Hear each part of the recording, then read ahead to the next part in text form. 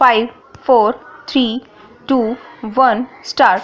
The Constitution 101 Amendment Act 2016, herein after referred to as the amendment, introduces a fundamental reordering of the constitutional premise of taxation by the union and state governments in India.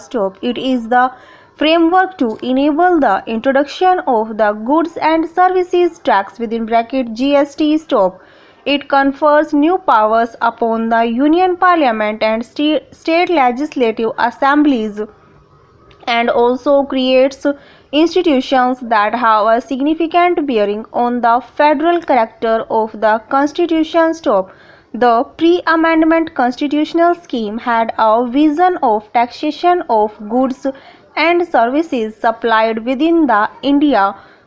Excise and customs duty and excise on manufacture were within the scope of the legislative powers of the Union Parliament under the 7th Schedule. No separate entry for service tax existed in the Constitution at the time it was enacted.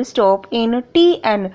Kalyana Mandapam Association versus Union of India, this court held that service tax as a subject matter was within the residuary power of the Union. Nevertheless, entry 92C was introduced in the Union list by the Constitution 88th Amendment Act 2004, clarifying that the Union had exclusive authority to impose a service tax.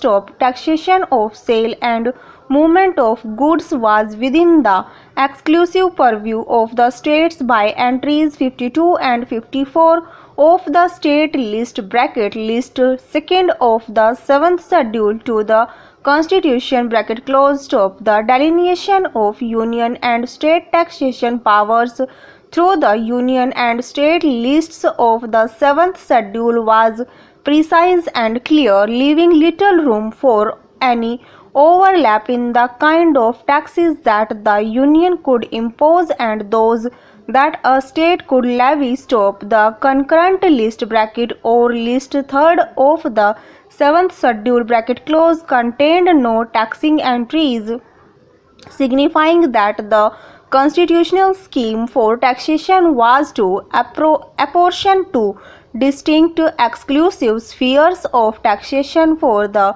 Union and the states. Then, with the deliberations between the centers and states aided by the empowered committee, the constitutional amendment process to usher in GST began. It resulted in the Constitution 150th Amendment Bill 2011. After that failed attempt, the 2014 Amendment Bill was adopted and passed on 8 September 2016. The bill became the Constitution 101st Amendment Act 2016. Article 279A provides for the Goods and Services Tax Council. Hereafter GST Council.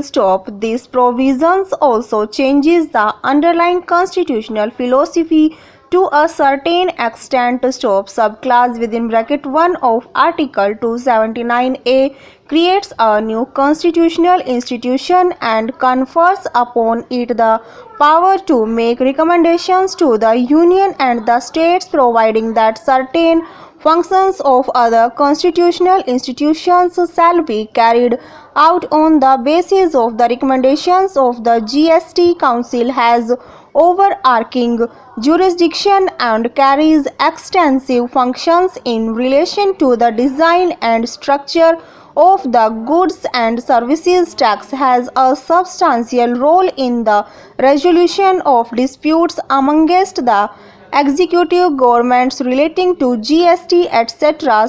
In fact, the GST Council is empowered. Over.